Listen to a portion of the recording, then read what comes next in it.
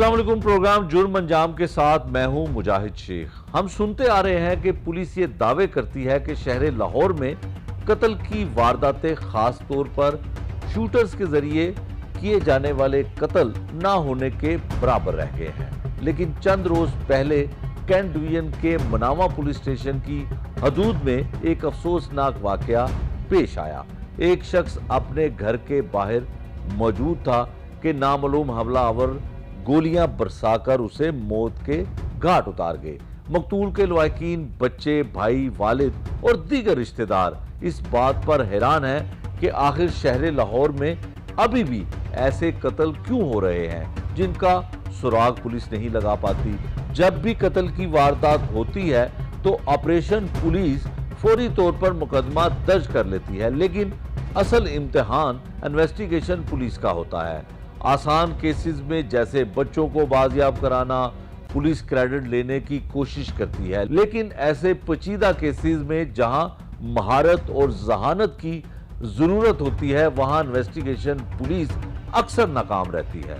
फिर भी आवाम की तवक्को यही है कि आला अफसरान इंसाफ दिलाने के लिए कोशिश जारी रखें। सबसे पहले हम आपको इस केस के हवाले से बताते हैं कि घर की दहलीज पर एक शख्स को क्यों कत्ल किया गया। यकीनन कत्ल की कोई वजह तो जरूर होती है। क्या निजी सोसाइटियों में लगे क्लोज सर्किट कैमरास पुलिस को कातिल तक नहीं पहुंचा सकते?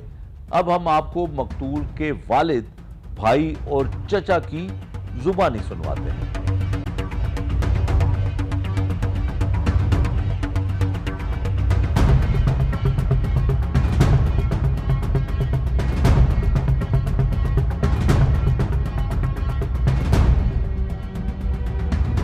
लाइट गई हुई थी, एकदम अचानक हमला शुरू हो जाता है और गोलियां लग जाती है। हम उस गोलियों की आवाज़ सुन के हम खौफजदा हो गए। जो मारने आया वो एक था, गोलियां मार के वो जिस गली से आया उसी गली से वापस गया। 3 गोलियां लगी हैं, चलती 4 हैं, 3 लगी हैं बैक पे लगी। किसी ने उसको गाइडेंस दे के वहाँ छुपाया ज़रूर है। उसको बताया हुआ था कि यहाँ कैमरे हैं, यहाँ छुप के निकलना, यहाँ से निकलना, वहाँ से निकलना। कम से कम भी उसके पीछे उसने फुल रैकी की हो। आम आदमी नहीं था कोई, वो शूटर था। आम आदमी इतनी जल्दी ये काम कर नहीं सकता। होमवर्क ना किया हो ये काम नहीं हो सकता। 6:28 पे मुझे फ़ोन आता है मेरे ऊपर नेबर का, क्या कोई मेरे घर के साथ खड़ा हो। 5 मिनट वेट करता है, सामने से कोई बच्चा निकलता है, वो अपना रुख चेंज कर लेता है। लाहौर के सरहदी इलाके हैं जिसमें मनावा पुलिस स्टेशन भी आता है। प्रोग्राम के आगाज़ में हमने आपको बताया कि मनावा पुलिस स्टेशन की हदूद में एक निजी हाउसिंग सोसाइटी है और घर की दहलीज पर एक शख्स को गोलियां मार के कत्ल कर दिया जाता है। पुलिस मुकदमा नामालूम अफराद के खिलाफ दर्ज कर लेती है, लेकिन काफ़ी अरसा गुजर जाने के बावजूद अभी तक उस केस का, उस मुलजिम के गिरफ्तारी के हवाले से कोई हकायक जो है वो सामने नहीं आए हैं। लवाकिन है और मुकदमे का मुद्दई है जो भाई भी है, मकतूल का वालिद हैं और चचा हैं। इनसे जानते हैं ये वाक़या कैसा हुआ और क्यों पेश आया और इसमें क्या वजह है कि कत्ल करने की, कोई क्यों किसी को कत्ल करेगा, कोई दरीना दुश्मनी थी या किसी के साथ कोई अदावत थी या किसी का कोई लेन देन का मामला था। तो भाई आप अपना नाम बताएं और बताएं कि जो भाई था वो आपका बड़ा था और क्या कुछ हुआ। जी, मेरा नाम अदनान परवेज़ भट्ट है। ठीक है, ठीक है, मैं इधर का रिहायशी हूँ, रहने वाला हूँ। ठीक है। मैं और मेरा दोस्त है जुनेद अली, जो हम लाइट गई हुई थी और हम वॉक कर रहे थे। मैं और जुनेद अली वॉक करते करते हम अपने बाइक की तरफ जा रहे थे। लाइट गई हुई थी, आगे से हमारा भाई आ रहा था, हमें नहीं था पता। एकदम अचानक हमला शुरू हो जाता है और गोलियां लग जाती हैं। हम उस गोलियों की आवाज़ सुन के हम खौफजदा हो गए। ठीक है। जब हम खौफजदा हो गए, थोड़ी देर हमने थोड़े कदम आगे जाके देखा तो मेरे भाई उधर, मेरा भाई गिरा पड़ा हुआ था।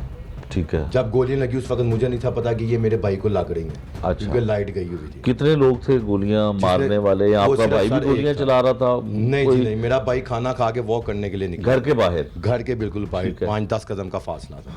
ठीक है। जो मारने आया वो एक था। ठीक है। गोलियां मार के वो जिस गली से आया उसी गली से वापस गया है। फोर्टिज में आया हुआ है, लेकिन उसकी शक्ल नहीं आई हुई, नकाब उसने किया हुआ है, वाइट कलर का हुड पहना हुआ है।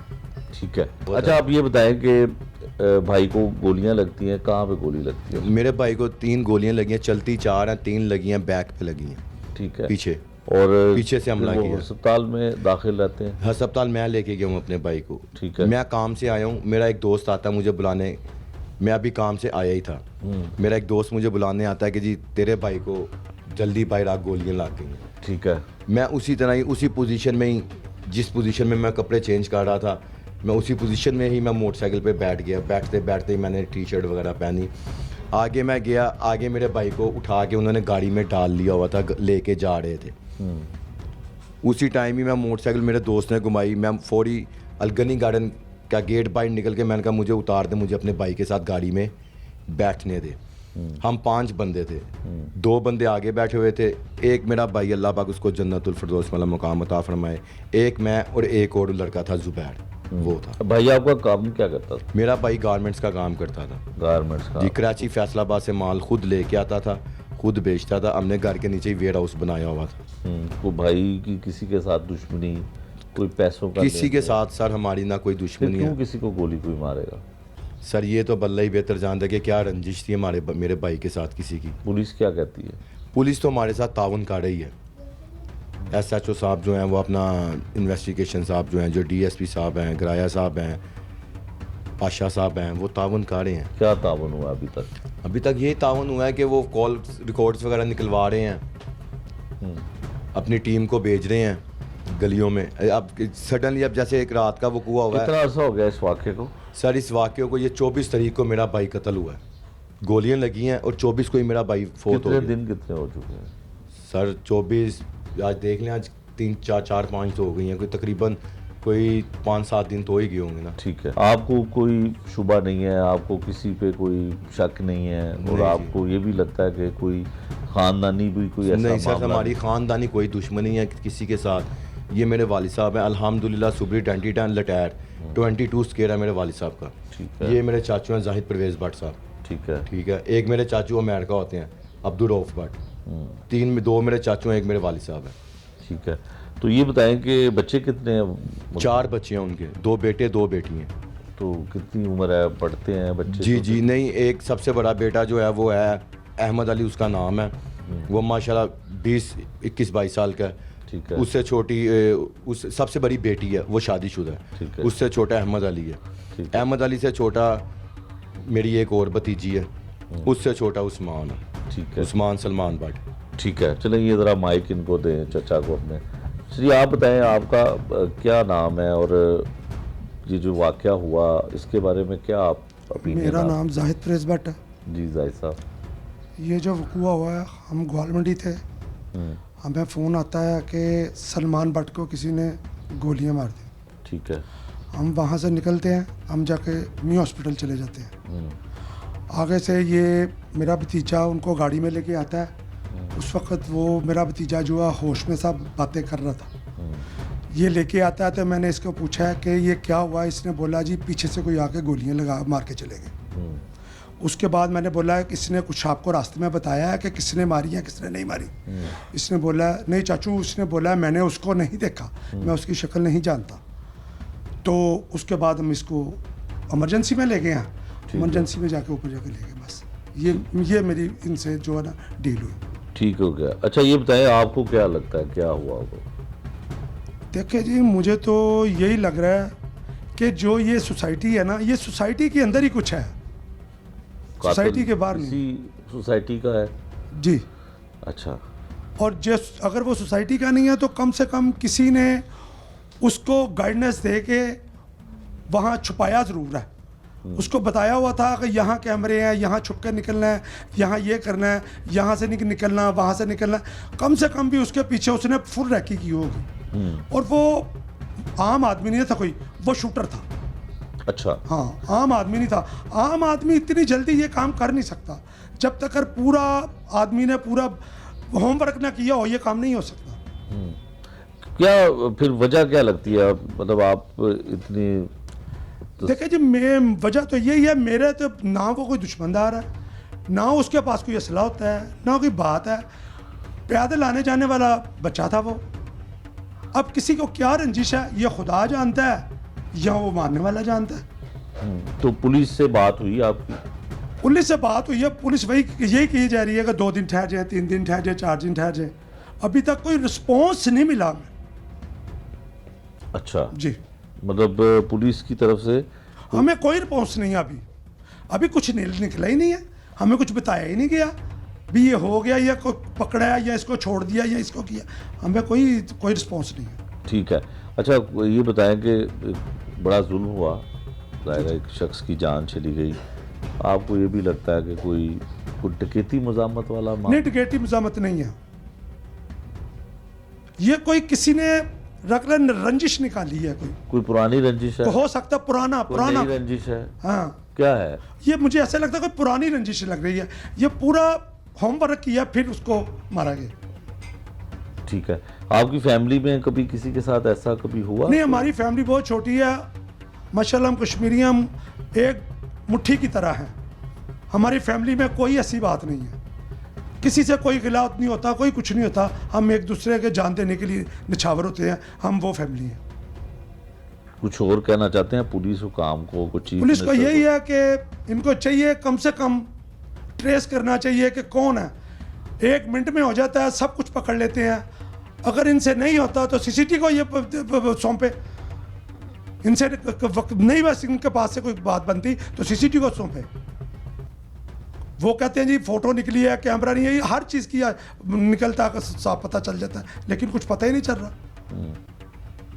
ठीक है। अच्छा भाई, आप ये बताएं कि आप कह रहे हैं कि किसी के साथ कोई भाई की भी रंजिश नहीं थी जी, तो भी आप बता रहे थे कि कोई शायद आपको भी जो है वो रैकी की गई जी, तो कल मेरे जी, तो फिर क्या है, ये तो कोई खानदानी मामला लगता है आपका? नहीं, खानदानी, जैसे मेरे चाचू जाहिद परवेज भट्ट साहब ने बताया कि खानदान में हमारी किसी के साथ कोई दुश्मनी नहीं है। अब मैं कल ग्वाल मंडी में था, हाँ, तकरीबन 6:28 पे मुझे फ़ोन आता है मेरे ऊपर नेबर का कि कोई मेरे घर के साथ खड़ा हुआ है, दीवार के साथ, कैरी के साथ खड़ा हुआ है। ठीक है। वो इधर खड़ा हुआ है, इधर खड़ा होकर 5 मिनट वेट करता है, सामने से कोई बच्चा निकलता है, वो अपना रुख चेंज कर लेता है, फिर वो बच्चा चले जाता है, फिर वो मेरे घर की तरफ का रुख कर लेता है, आगे मेरे गेट से राउंड अबाउट हो के फिर वो वापस पैदल जाता है, आगे जाके वो बाइक पे बैठ जाता है, बाइक पे बैठता है, बाइक पे बैठने के बाद आगे से वो दूसरे लड़के को बाइक पे बिठाता है।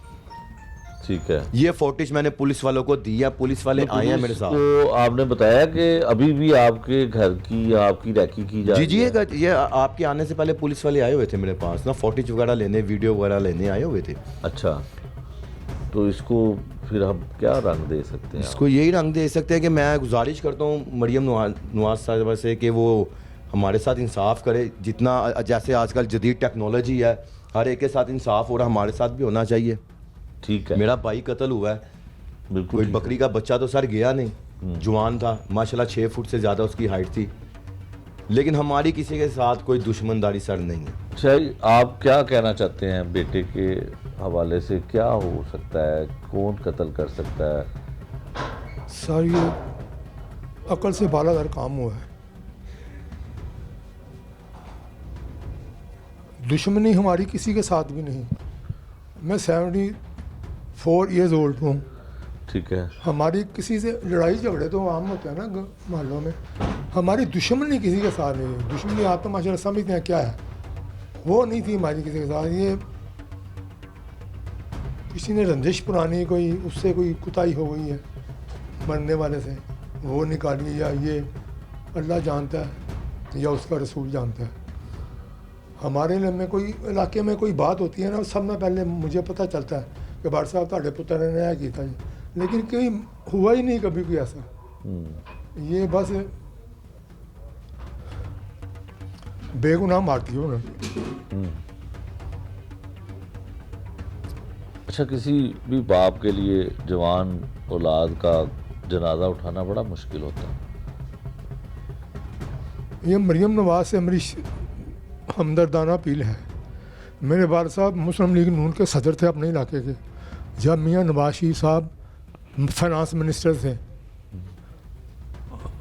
उस वक्त से हम इनसे साथ मुंथली का बाई फेस जानते हैं। नवाज शरीफ और शहबाज शरीफ हमें, मेरे वाल साहब अब्दुल गनी भट्ट को बाई फेस जानते हैं, नाम से, मुझे भी नाम से जानते हैं। मेरी उनसे दरख्वास्त है कि हम कुछ मांग नहीं रहे, मेहरबानी करके हमें इंसाफ दिया जाए, हमारे मुल्ज़िम को पकड़ा जाए, हमें इंसाफ दिया जाए। और हमारी कोई डिमांड नहीं, कोई हमारे कोई मसला नहीं।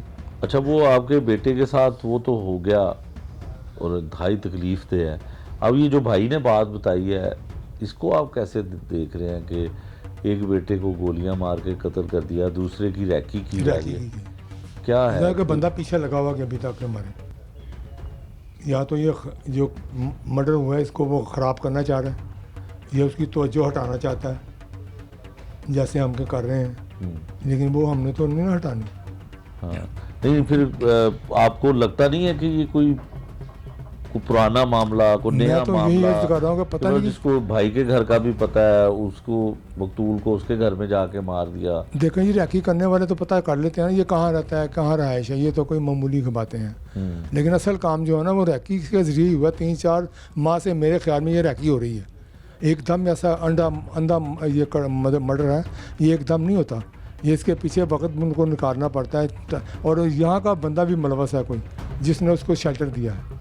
ठीक है, तो वो पुलिस की कार्रवाइयों, पुलिस जो है ना हमारे साथ देखो जी, हमें तामन तो कर रही है, जाते हैं कह रहे हैं हम पकड़ रहे हैं, कर रहे हैं ये कि इसको लेकिन अभी तावन कोई नहीं कहते हैं, अगर पकड़ रहे हैं ये तो तसल्लियां कहते हैं। जी अभी तो दिन का कोई हुआ नहीं, कोई कुछ हुआ नहीं है, जी कुछ हुआ नहीं। कोई आपको उन्होंने ऐसी चीज आपको नहीं सामने दी कि नहीं अभी रखी? खुशी हो तुम्हें, ये अभी ये काम कर दिया हमने, ये तुम्हारा बंदा आ गया सामने, ले आए हैं हम उसको, या लेने के लिए जा रहे हैं हम, ऐसा कोई भी अमल नहीं है। ठीक है, इस केस से जुड़े मजीद लोग क्या कहते हैं जी, वो भी हम आपको दिखाते हैं।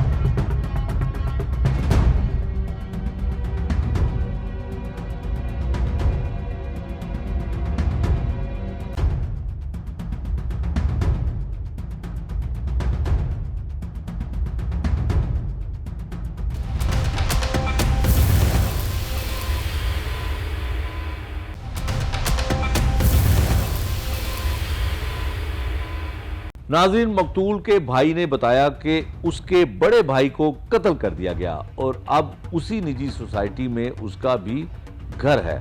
चंद रोज पहले एक शख्स उसके घर के इर्द गिर्द देखा गया। मोहल्लेदारों ने भी इतला दी और पुलिस भी मौके पर पहुंची। ये सवाल अपनी जगह मौजूद है कि आखिर इस खानदान के साथ ऐसा क्या हो रहा है। एक भाई को कत्ल कर दिया जाता है और दूसरे की नकलो हरकत पर नजर रखी जाती है। ये सूरत हाल ना सिर्फ इस खानदान के लिए खौफनाक है बल्कि पूरे इलाके के लिए भी तशवीश का बायस है। अब हम आपको सुनवाते हैं मकतूल के रिश्तेदारों की जुबानी कि वो इस कत्ल और उसके बाद के हालात के बारे में क्या कहते हैं।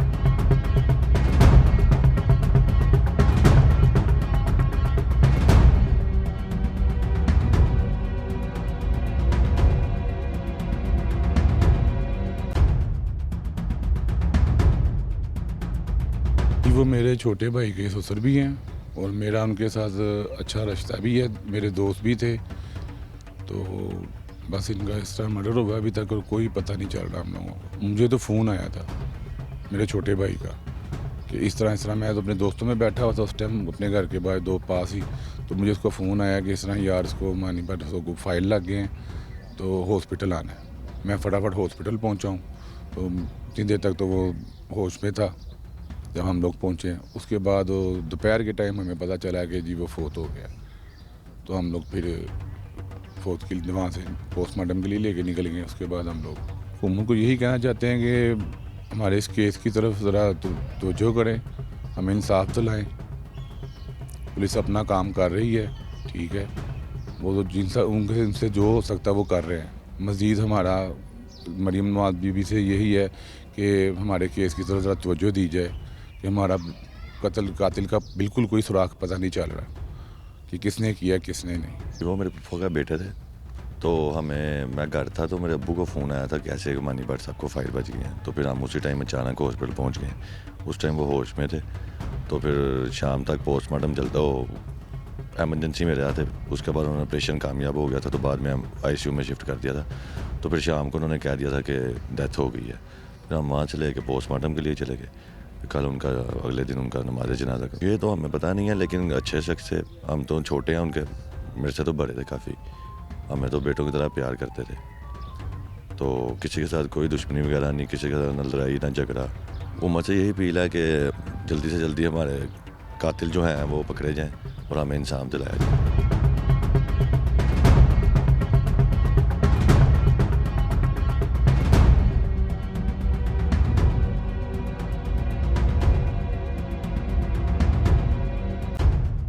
मैं इनके बेटे का दोस्त हूँ, हमारी बचपन से दोस्ती है। तो ना हम घर में थे, सहरी से थोड़ी देर पहले 1 बजे का टाइम था, तो उनके बेटे की मुझे कॉल आती है कि मेरे पापा को ना फाइट लग गया। मैं उसी टाइम उधर से हॉस्पिटल निकल गया था, न्यू हॉस्पिटल है इमरजेंसी में। तो आगे गए, उनको फाइट लगे थे, ऑपरेशन वगैरह वो ना इमरजेंसी में ले गए थे आगे। तो ना उन्होंने ऑपरेशन वगैरह शुरू कर दिया। 12-13 घंटे उनका ऑपरेशन चला था। सुबह उन्होंने आके हमें बोला कि ऑपरेशन कामयाब हो गया। उसके बाद शाम को उनकी डेथ हो गई। फिर उसके बाद पोस्टमार्टम के लिए ले गए उनको। तो अभी तक कोई सुराख नहीं मिला हमें हुकूमत से यही अपील करेंगे, मरियम नवाज साहिबा से भी, कि हमें इंसाफ चाहिए, क्योंकि वो बड़े अच्छे थे, हमारा उनके साथ बड़ा अच्छा रिलेशन था। कि मतलब वो उन्होंने अपना भतीजा बनाया था, बड़ा प्यार करते थे मेरे साथ। तो हमें यही है कि इंसाफ चाहिए हमें। भाई साहब बहुत अच्छे बच्चे वो आते सन, मिलते सन, मतलब कि जिथे भी मिलते सन सलामदा लेंदे सन, तो बहुत तहकीक दे नाल मिलते है सन। बाकी जिथे भी उन्हें मिलना बिल्कुल सही मिलना। तो बाकी ये है कि ये इस बच्चे के जोड़े कातल ने लभने चाहिए, क्योंकि बच्चे के कातल ना लभे तो बाकी फिर कुछ स्कीम कोई स्कीम नहीं हैगी। ये तो बिलफर्द बिल्कुल एवं ही गाँव ही है हिसाब का। हुकूमत को यह पैगाम है कि उहदा लभने चाहिए, कातल जरा लभना चाहिए, लाजमन लभना चाहिए।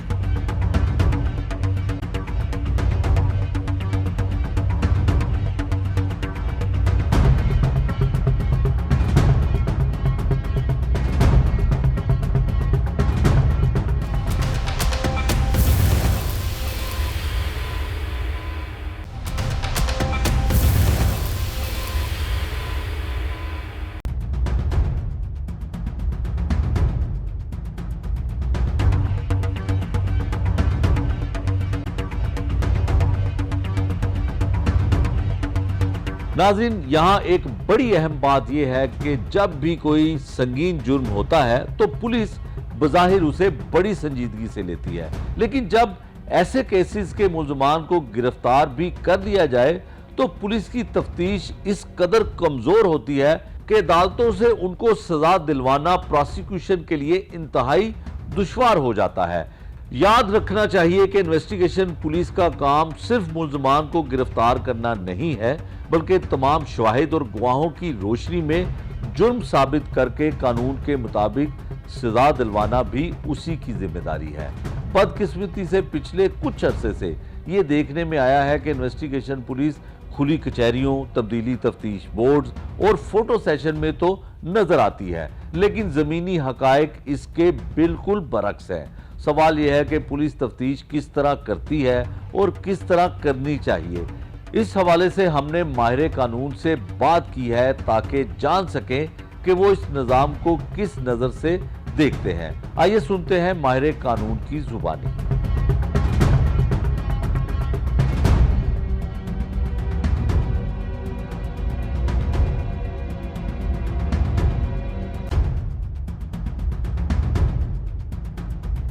ये जो FIR है इसमें 324 जो है ना वो मजरूब की हद तक था।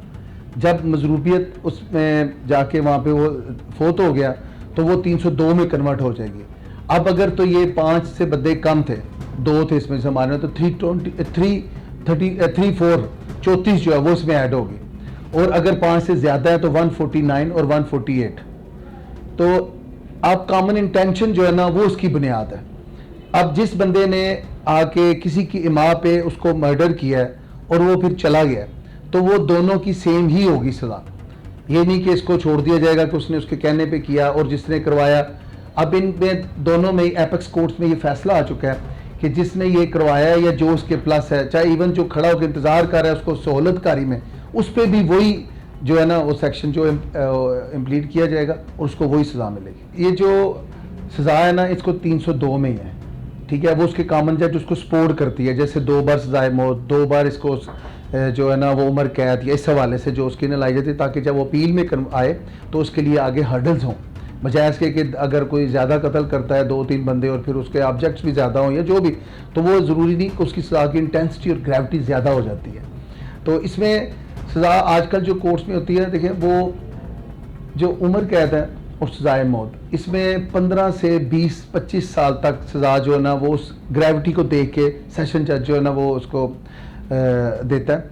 और इसमें जो अब नई जो जजमेंट्स आ गई हैं उसमें यह है कि अगर कोई बंदा सेल्फ डिफेंस में भी अगर आता है 302C में भी, तो उसके हवाले से भी उन्होंने 15 साल फिक्स कर दिए कि अगर कोई काम किसी को सेल्फ डिफेंस में या किसी को कोई मजबूर कर देता है बंदा कि वो उसको इतना तंग करता है कि उसको मारे बगैर उसकी जान नहीं छूटनी, तो उसमें ये 302C आ गया। तो इसमें तकरीबन 15 से 25 साल तक जो है ना उम्र कैद की सज़ा होती है। और अगर ये सज़ाए मौत में आता है तो उसमें फिर आपको ATC आ जाती है।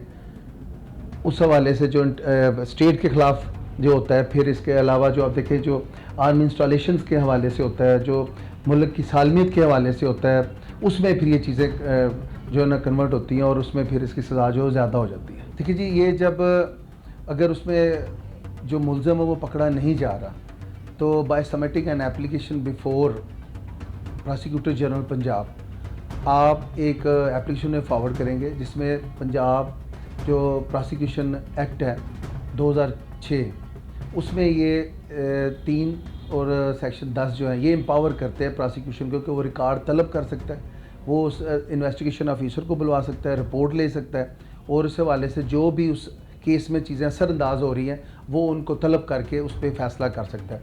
अब इसमें होता क्या है कि जब आप पकड़ा नहीं जा रहा होता मुल्ज़म या इस तरह, तो आप उसमें कार्रवाई जो है वो उसको जो कोर्ट के हवाले से जो उसका चलान है ना वो सबमिट करवाने के लिए हमें आगे बढ़ना चाहिए। और उसमें 82-83 की जो 182-183 की जो कार्रवाई होती है वो करके उसको प्रो क्लेम्ड ऑफेंडर डिक्लेयर करवा लेना चाहिए इश्तिहारी, और फिर ये 10 दिन में चलान सबमिट होगा और उसमें जो एविडेंस है ना उसको कंटिन्यू कर लेना चाहिए। वो एविडेंस वो जो सारी है वो प्रोसिक्यूशन जब मुकम्मल कर लेगी तो जब ये पकड़ा जाएगा तो वो एविडेंस इस मुल्ज़िम के ख़िलाफ़ इस्तेमाल होगी। तो मैं ये समझता हूँ कि इस जो केस में जिस तरह जो आपका क्वेश्चन है इसमें अगर सज़ा नहीं मिल रही तो आप कोर्ट के जो वो है ना फैक्टर उसको यूज़ करें। जैसे सेशन कोर्ट में भी आप एक एप्लीकेशन दे सकते हैं कि वहाँ पे आप आयु की अगर उसमें है कमी कोई कोताही या जिस तरह उसमें अगर कोई मुल्ज़म शातिर है वो मुल्क से बाहर चला जाता है तो इसमें आप कोर्ट के हवाले से डायरेक्शन लें और फिर जो आपका मुतलका आयु है वो मुख्तलिफ़ एयरपोर्ट्स पे FIA के थ्रू या मुख्तलिफ़ और जो अदारे हैं उनके ज़रिए वो उसके रेड नोटिस जो है वो भी इशू करवा सकते हैं। और ये किसी मुल्क में भी तकरीबन 40 कंट्री हैं जिनके साथ पाकिस्तान का जो है ना MOU साइन हो चुका है मेरा ख्याल है कि जिसमें आप उनको वापस बुलवा सकते हैं। तो इसमें इन्वेस्टिगेशन ही असल चीज़ प्रॉपर होती है जो किसी को सज़ा दिलवा सकती है या किसी को शिकंजे कानून में फंसा सकती है। तो एविडेंस में हमें मुताबिक होना चाहिए और प्रोसिक्यूशन का सहारा लेना चाहिए। प्रोसिक्यूशन जो है वो ही असल में पाकिस्तान में जो है ना उसकी इंचार्ज होती है उस केस की। अब देखिए अगर आप देखें इसकी जो जजेस जो देख रहे होते हैं सारा वो आपकी प्रोसिक्यूशन का ही स्टोरी होती है जो उनके सामने रखी जाती है। और जो आपका प्राइवेट काउंसिल होता है वो आपका प्राइवेट काउंसिल ज़रूर होता है लेकिन कोर्ट में जो बाख्तियार होता है वो प्रोसिक्यूशन होता है। तो शहादत की में जो माइनस+ हो रहा होता है ना उसकी वजह ये होती है कि कोर्ट की असिस्टेंस थ्रू प्रोसिक्यूशन में हम उसको सहूलतकारी अपनी दे नहीं रहे होते। हमें चाहिए कि हम अपने उस प्रोसिक्यूशन को अंडरस्टैंड करें। और इस वक्त माशाल्लाह सैयद फ़राद अली शाह साहब प्रोसिक्यूटर जनरल पंजाब जो हैं उन्होंने कई जो नई चीज़ें हैं ना वो इंट्रोड्यूस करवाई हैं। उस वाले से रेपिस्ट का जो उन्होंने एक सब्जेक्ट जो है ना वो पंजाब गवर्नमेंट को भेजा है उसमें उन्होंने कहा है कि जितना रेपिस्ट बच्चों के साथ या क्रिमिनल्स के जो लोगों का रिकॉर्ड हो ताकि स्कूल कॉलेजेस में जो वैन लेके जाते हैं जो बच्चों को घर लेके जाते हैं लेके आते हैं इस किस्म के लोग जो आम ज़िंदगी में फ़ेस कर रहे हैं उनका भी एक रिकॉर्ड तरतीब हो ताकि अगर कोई फ्यूचर में ऐसी बात हो तो उसको हम जो है ना हैंडल कर सकें। तो प्रोसिक्यूशन के हवाले से 2 चीज़ें मैं समझता हूँ इनमें एडिशन होना चाहिए। एक तो पूरी दुनिया में ना अगर प्रोसिक्यूशन समझती है उस केस के हवाले से कि उसमें शहादत है उसमें पूरी एविडेंस है उसमें सारे मामलात हैं, जैसे कि इस केस में अभी आपको नहीं मिल पा रही तो आप इसमें जियो फेंसिंग करें, उसके बाद आप इसकी टोटल एविडेंस जो लेके आगे कार्रवाई करके प्रोसिक्यूशन से इसे कोर्ट में ले जाएं और उसका चलान सबमिट कर दें।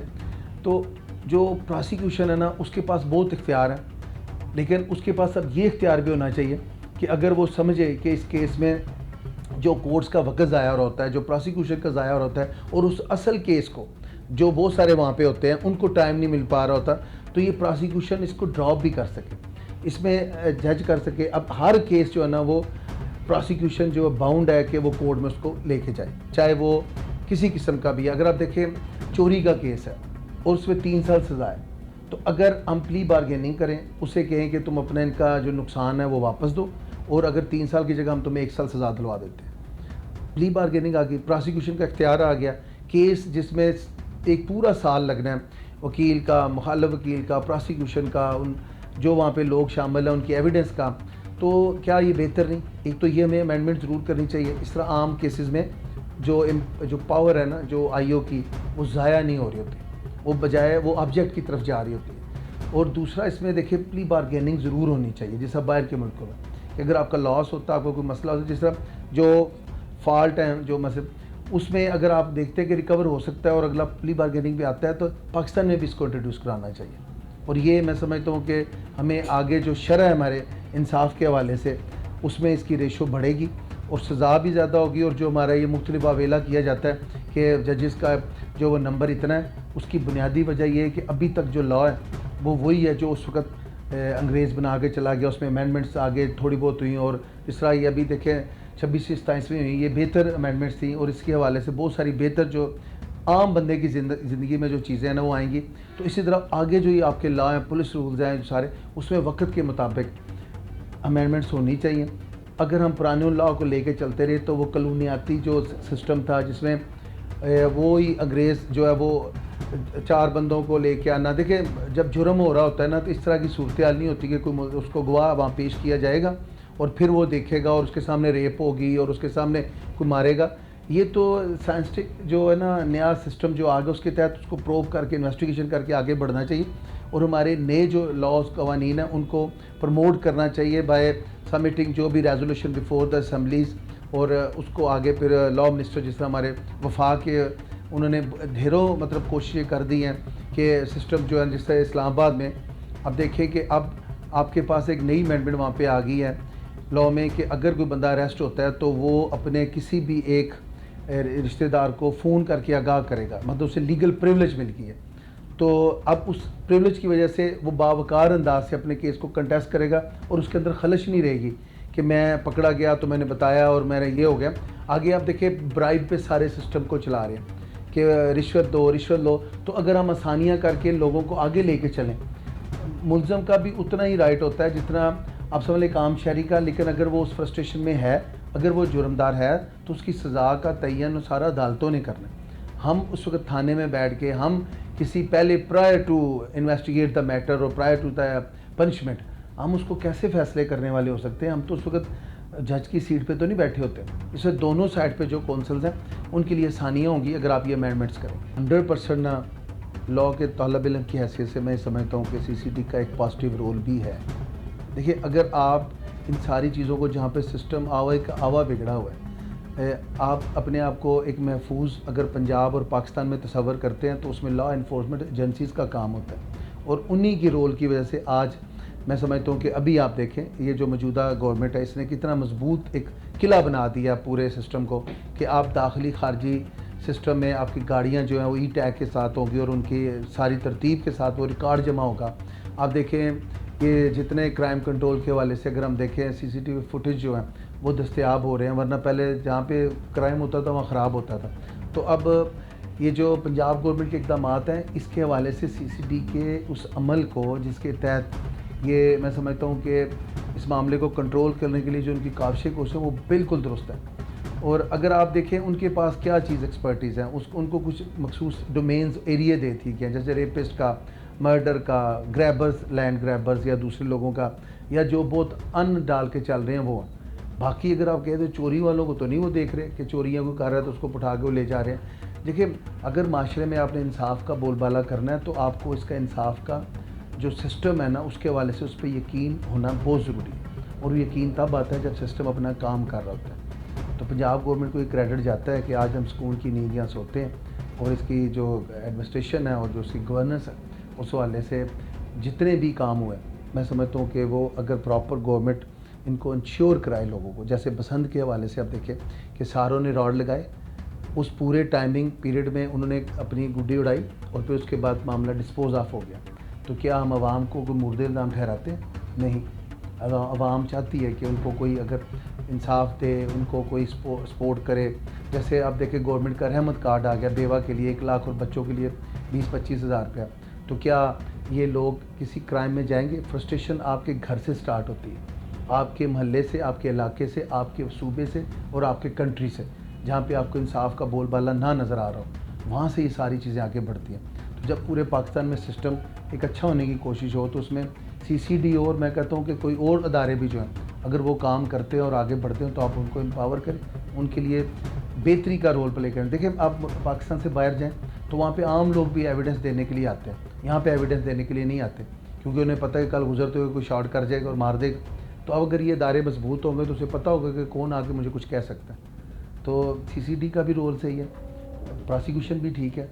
हमें अब सोचना चाहिए कि हमें अपने माशरे में इस चीज़ों को प्रिविलेज और तरवीज देनी चाहिए कि अपने बच्चों को इस हवाले से एक नई जो ये जनरेशन आ रही है इसे पटांग से और टू तकार से आगे बढ़ा के एक पॉजिटिव लैपटॉप सिस्टम में, एजुकेशन में इन्हें आगे बढ़ने के लिए उन्हें कोशिश करें, तरगीब दें और उन सियासी मूड से दूर रखें जिसमें उनका फ्यूचर तबाह हो। देखिए जी, इस सिलसिले में मैं ये समझता हूँ कि अगर इसमें जो कंप्लेनेंट है ना वो जिस चीज़ को लेके चल रहा है वो है जियो फेंसिंग को ले, IO और प्रोसिक्यूशन को साथ मिलाएं। आप जितना इनके साथ कोऑपरेट करेंगे आपको उतना रिज़ल्ट अच्छा मिलेगा। अब अगर आप इन लोगों को इस तरह लेंगे कि मतलब ये उन्हीं का काम है तो उनके पास तो रोज़ कोई 800 फाइल अलग खुली होती हैं। मैंने अभी तक अपनी जो लाइफ में देखा है वो यही देखा है कि जो मदई और जो गवाह चुस्त होते हैं ना और जो काम करना जानते हैं, IO और तफ्तीशी अफसरान, प्रोसिक्यूशन और पूरा सिस्टम उनके गिर्द घूम रहा होता है। और जहाँ पे लोग दूसरों पे डाल देते हैं और जहाँ पे देखें FIR जो है अगर करवाना एक ख़ानदान के बुज़ुर्ग का काम है तो जो अग्रीव्ड पर्सन है जिसके साथ ज़्यादती हो रही है आप उसका हक जो मार रहे हैं। आप एक समझदार पढ़े लिखे बंदे को उस मौके की वारदात के हवाले से जो ड्राफ्टिंग उसके जहन में है ना उससे दूर करके IO को अंधा कर रहे हैं, रास्ता जो है उसको नहीं नज़र आ रहा। तो सबसे पहले तो ये सिस्टम जो है ना ख़त्म होना चाहिए कि जो वाक़या हो उसके मुताबिक FIR हो। यहाँ पे आप देखिए 406-489F को ये मिला दिया गया है, अमानत में ख़यानत और चेक डिसऑनर होना। ये लेन देन के मामला पे अगर सुनते रसूल पे काम करें और आप उन चीज़ों को लें जो लेन देन का लिखत पढ़त के हवाले से होता है तो क्या आप जाएंगे फ्रस्ट्रेशन की तरफ? तो ये इन्वेस्टिगेशन, ये सारी चीज़ें हमारी अपनी कमियाँ कोताही हैं और इसमें सिस्टम एक आपके पास है और उसको CM पंजाब इसको चला रही है और इसी तरह PM जो पाकिस्तान है वो भी चला रहे हैं।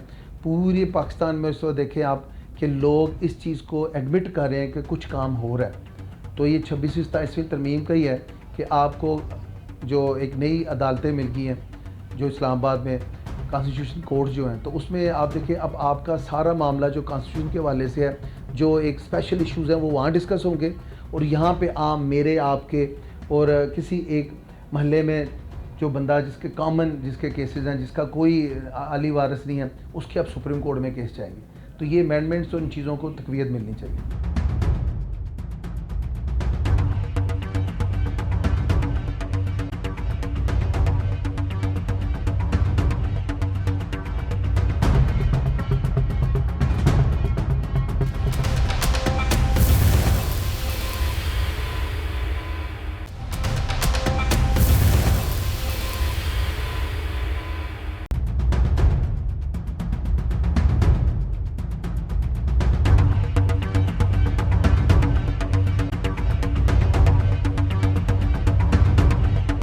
नाज़रीन, आपने मकतूल के वालिद, भाई, चचा और रिश्तेदारों की गुफ्तगू सुनी और इस केस के कानूनी पहलू भी जान लिए, लेकिन सबसे ज्यादा दिल दहला देने वाली हकीकत यह है कि इस कत्ल ने चंद मासूम बच्चों को यतीम कर दिया, जिनके सर से बाप का साया हमेशा के लिए छीन गया। ये बच्चे आज भी सवाल कर रहे हैं कि उनके वालिद को क्यों कत्ल किया गया। क्या उनके आंसू इंसाफ की गवाही नहीं दे सकते?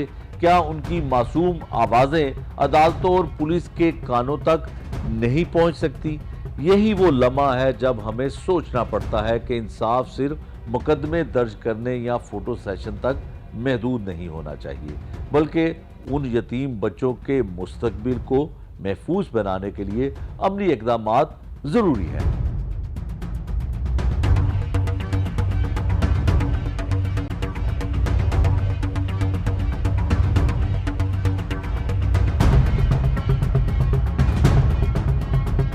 मकतूल सलमान के 2 बेटे हैं और एक भाई है, इनसे जानते हैं ये क्या कहते हैं अपने बाप और भाई के कत्ल के हवाले से।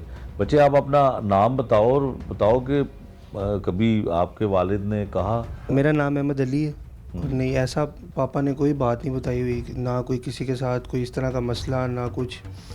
और हमें समझ ही नहीं आ रही, हम अभी भी सोच ही रहे हैं कि क्या है, क्या बात है, कुछ भी नहीं पता। पापा आपके जो है लोगों से तो बड़ा अच्छा उनका ताल्लुक जी। था, दोस्तियां थी, तो फिर क्या हो सकता है, आप क्या सोचते हैं? आप तो पुलिस भी कह रही है कि ये तो ख़ानदान वाले ही बता सकते हैं कि किसी के साथ कोई हमारा अदावत पूरे है। ख़ानदान में कुछ ऐसा है ही नहीं है, हम सारे यही सोच रहे हैं कि क्या हुआ क्या नहीं हुआ, अभी तक कुछ समझ नहीं आ रही। तो जब वाक़या हुआ तब आप कहाँ थे? मैं काम पर था। आप काम पे थे, क्या पता लगा आपको कि कैसे हुआ? मैं काम पर था, मैंने शालामार के पास पहली राइड अभी मैंने उठाई थी, मैं चलाता हूँ। अच्छा, हाँ जी, चलाते? गाड़ी। तो अभी मैंने पहली राइड उठाई थी, तो मुझे अननोन नंबर से फ़ोन आया था, मेरी मामा ने किया था। अच्छा उन्होंने कहा था कि पापा को कोई फायर मार गया। अच्छा, तो बस उधर ही मैंने वो सवारी उतार दी थी और उधर से मैं आ गया घर सीधा। ठीक है। तो जब घर आए तो फिर क्या पता चला, कैसे हुआ? जब मैं घर आया था उतनी देर में मेरे चाचू, मेरा एक दोस्त और एक सोसाइटी का लड़का जिसके पास गाड़ी थी, वो लेकर हॉस्पिटल के लिए चले गए थे। ठीक है। तो मैं आया था, तो आके बस मैंने मामा वगैरह को बिठाया और मैं भी हॉस्पिटल चला गया था, यहाँ पर नहीं खड़े हुए। कैसी तबीयत कैसी थी पापा की? मिलनसार थे, लोगों से गुस्सा करते थे, बच्चों के साथ कैसा उनका रिलेशन था? सबके साथ बड़ा अच्छा था। ये जो इनके दोस्त वगैरह भी हैं, इनसे भी आपने पूछा होगा, बहुत अच्छा था। गुस्सा वगैरह कोई भी नहीं, कभी इस तरह की कोई बात भी नहीं है, ना उनने कभी की है। ज़्यादा इसके साथ करते थे बात, कोई बात नहीं। ये क्योंकि ज़्यादा घर रहता था, मैं ज़्यादा काम पे होता था, तो इससे भी इस तरह की कोई बात नहीं की हुई। ठीक है, ठीक है। ये भाई को दीजिएगा माइक। अच्छा भाईजान, आप बड़े भाई हैं, छोटे भाई हैं? मैं सबसे छोटा। आप छोटे हैं। ये बताएं कि जो भाई कत्ल हो गए, क्या हो सकता है आपस में तो किसी के साथ उनका नहीं था मामला, फिर वजह क्या है?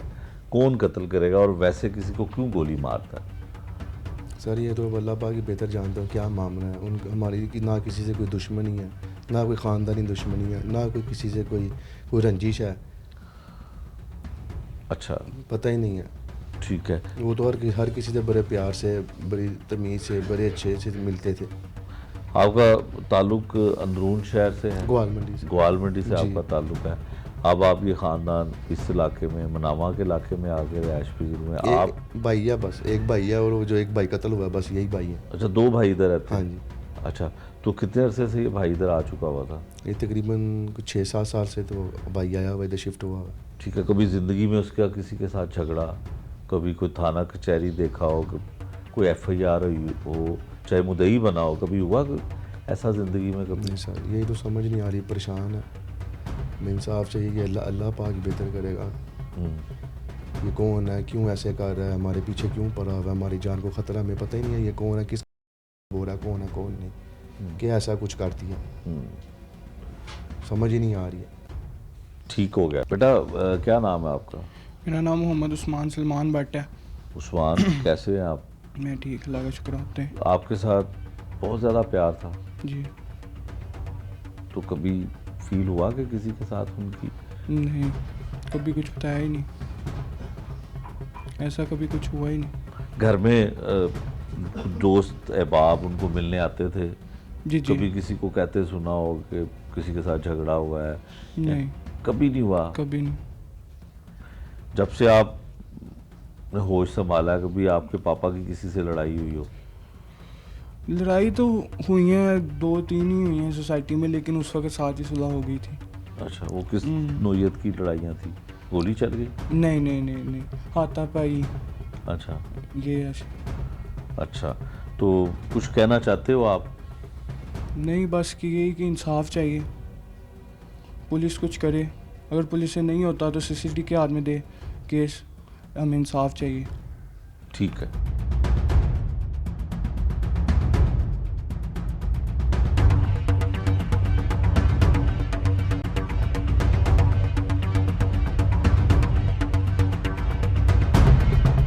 नाज़रीन, मुतासरा खानदान की गुफ्तगू, कानूनी पेचीदगियों और उस केस के मुख्तलिफ पहलू आपने देखे और सुने। अब आखिर में हम पुलिस का मौक़िफ़ भी वाज़ेह करना चाहते हैं। पुलिस कहती है कि ये एक ब्लाइंड मर्डर है। इसके लिए खुसूसी टीमें तश्कील दे दी गई हैं और मकतूल के कातिल को गिरफ्तार करने के लिए geo fencing, close circuit footage, mobile data और ख़ानदानी तफसीलात सब कुछ हासिल किया जा रहा है। पुलिस का दावा है कि बहुत जल्द इस कत्ल का मुल्जिम कानून की गिरफ्त में होगा। ये तो मौक़िफ़ था पुलिस का, लेकिन हकीकत यह है कि जब तक मुल्जिम गिरफ्तार नहीं होता तब तक ये कत्ल लवाहिकीन के लिए, पुलिस के लिए और हमारे लिए भी एक ब्लाइंड मर्डर ही रहेगा। लवाहिकीन जिनका प्यारा दुनिया से चला गया, वो यही चाहते हैं कि उन्हें फौरी इंसाफ मिले। कातिल कौन है और कत्ल की वजह क्या है, ये सब कुछ सामने आना चाहिए। इसी उम्मीद के साथ कि ये केस जल्द हल होगा और ये ब्लाइंड मर्डर जरूर ट्रेस होगा, क्योंकि खून कभी नहीं छुपता। ये था आज का जुर्म अंजाम। नए प्रोग्राम तक के लिए मुझे दीजिए इजाजत। अल्लाह निगहबान।